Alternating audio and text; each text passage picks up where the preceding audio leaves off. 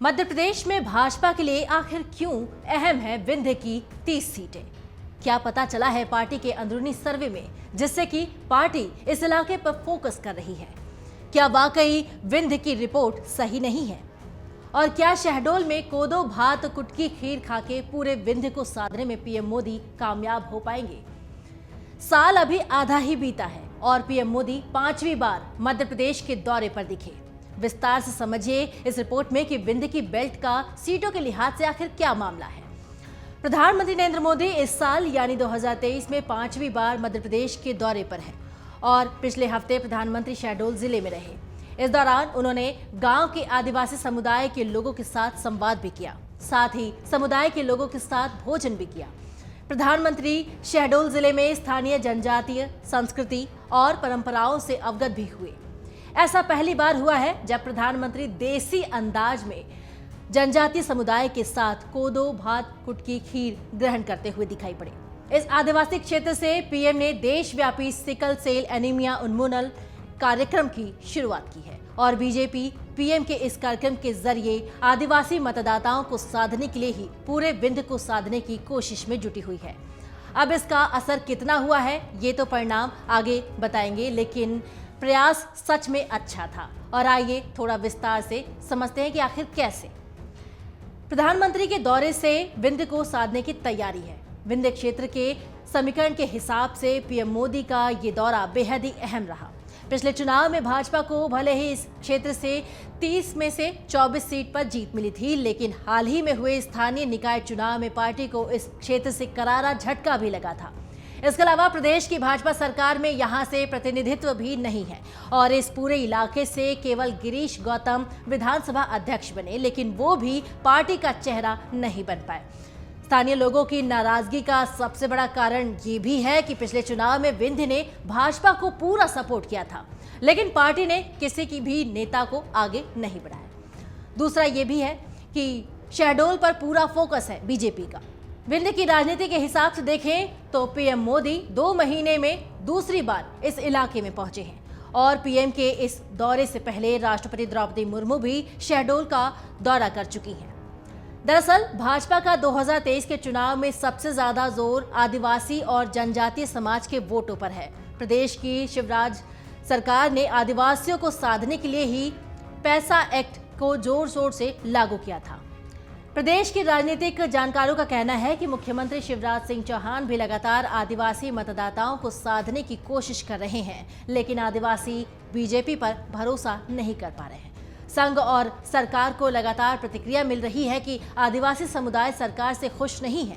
हालांकि केंद्र और राज्य सरकार के स्तर पर इस वर्ग के लिए बहुत कुछ किया जा रहा है, लेकिन चुनाव से पहले इसका कोई खासा असर नजर नहीं आ पा रहा है।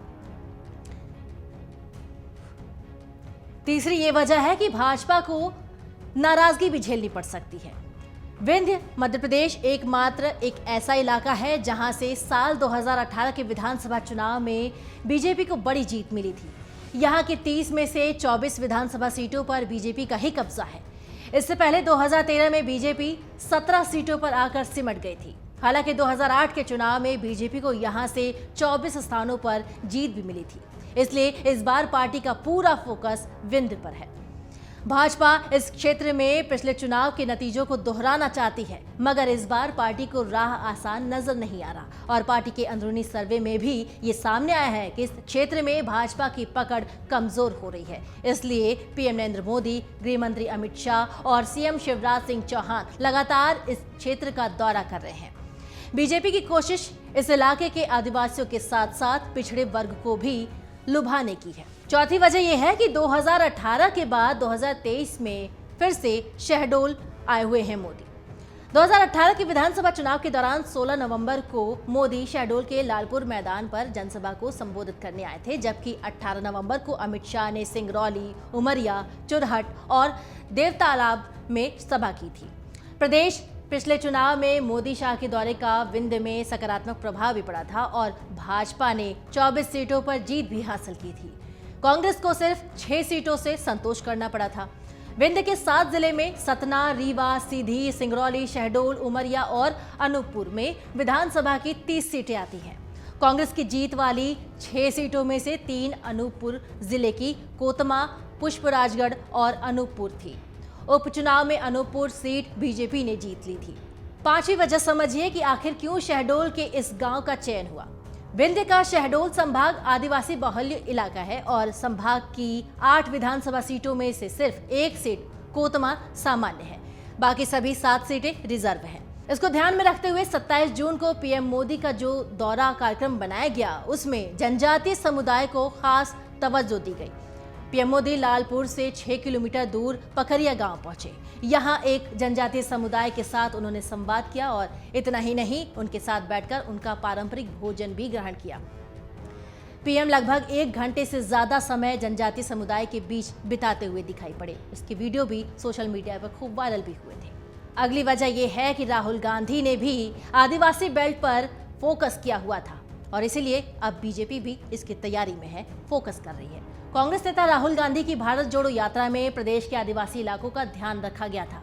बुरहानपुर, खरगोन, खंडवा और बड़वानी जैसे आदिवासी जिलों में राहुल गांधी का जबरदस्त प्रभाव नजर आया। पिछले विधानसभा चुनाव में भाजपा ने कुल 109 और कांग्रेस ने 114 सीट जीती थी। हार जीत का अंतर इतना मामूली था कि अगर आदिवासी मतदाता बीजेपी से नहीं छिटकता तो उसकी सरकार बननी तय थी। इसलिए भाजपा 2023 में आदिवासी मतदाताओं की अहमियत समझ रही है और इसीलिए पार्टी आए दिन आदिवासी क्षेत्र में कोई न कोई बड़ा कार्यक्रम आयोजित कर रही है। वहीं मध्य प्रदेश की शिवराज सरकार ने भी आदिवासियों के लिए कई योजनाएं शुरू की हैं। इसमें कोई संदेह नहीं है कि विंध्य की सीटों पर दोनों पार्टियों का तगड़ा फोकस है और दोनों ही पार्टियां ये जानती हैं कि विंध्य बेल्ट जीत में ही निर्णायक भूमिका निभा सकती है। अमर उजाला अब आपके टीवी पर भी। अपने स्मार्ट टीवी पर YouTube पर सर्च करें अमर उजाला, चैनल सब्सक्राइब करें और देखें ताजा खबरें, वो भी HD क्वालिटी में।